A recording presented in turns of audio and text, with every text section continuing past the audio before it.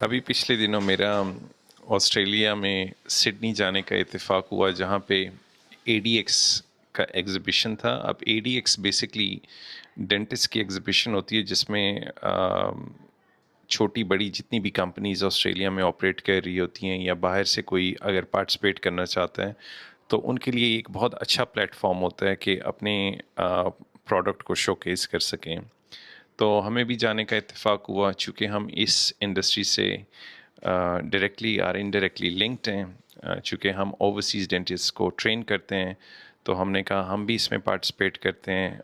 उसमें ये था कि हमारा बेसिकली मेन ऑब्जेक्टिव ये था कि नेटवर्किंग पॉइंट ऑफ व्यू से काफ़ी लोगों से वहाँ पे आपकी मुलाकात हो सकती है, जिसके अंदर डेंटिस्ट भी हो सकते हैं, जिसके अंदर कंपनीज़ भी हो सकती हैं। तो हमें वहाँ जाने का इत्तेफाक हुआ।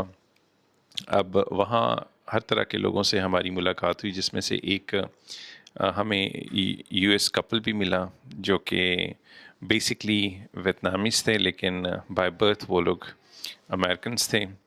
तो उन्होंने हमसे एडीसी के जर्नी के बारे में मालूमात हासिल की, और वो चाह रहे थे कि हम अगर ऑस्ट्रेलिया मूव करते हैं और वहाँ पे जाके हम लोग प्रैक्टिस करते हैं एज अ डेंटिस्ट, तो उसका क्या प्रोसीजर होगा।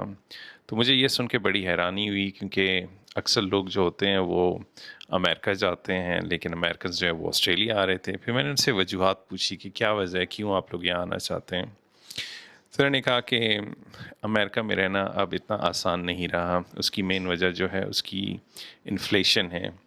उन्होंने इस तरह से कहा कि आपको अगर हम ये कहें कि पर पर्सन हम इस वक्त $500 इंश्योरेंस में देते हैं, और उस इंश्योरेंस में भी ऐसा होता है कि अगर गॉड फॉरबिड आप हॉस्पिटलाइज हो जाते हैं, तो हॉस्पिटल जो है अगर आपको बिल देता है 7,000 एंड अबव, तो इंश्योरेंस कंपनी कवर नहीं करती और वो आपको अपने पॉकेट से देना पड़ता है। तो ज़्यादातर लोग जो हैं वो तो हॉस्पिटल का रुख ही नहीं करते, सिर्फ इस चक्कर में कि कहीं अगर बिल ज़्यादा आ गया तो वो पैसे जेब से देने पड़ जाएंगे। ये एक छोटी सी एग्जांपल थी। उसके अलावा एजुकेशन, जैसे उनकी एक छोटी बेटी थी जो कि 18 मंथ्स की थी, फ़िलहाल तो डे केयर में जाती है। तो उसका भी वो कह रहे थे कि अगर हम वीक में 3 दिन भी भेजते हैं तो $1,000-1,200 हमारा उसमें चला जाता है। तो इन सारी चीज़ों को मद्देनज़र रखते हुए उन्होंने कहा कि इनकम तो अच्छी है, लेकिन दूसरी तरफ हमारे पैसे एक्सपेंसेस में भी चले जाते हैं, और इसी तरह से मॉर्गेजेस भी। तो वो प्लान कर रहे थे कि हम ऑस्ट्रेलिया आना चाहते हैं। ऑस्ट्रेलिया में कम से कम एजुकेशन और हेल्थ, इसमें गवर्नमेंट आपको कंट्रीब्यूट करती है। वो अलग बात है कि गवर्नमेंट सेक्टर में आपको क्यूज़ में आना पड़ता है, क्योंकि ऑब्वियसली आपसे पहले जो लोग हैं कंसल्टेंट्स के साथ जिनकी बुकिंग्स हुई हैं, तो पहले उनको प्रायोरिटाइज़ करते हैं, फिर आपका नंबर आता है। लेकिन एटलीस्ट कुछ बेनिफिट्स तो हैं।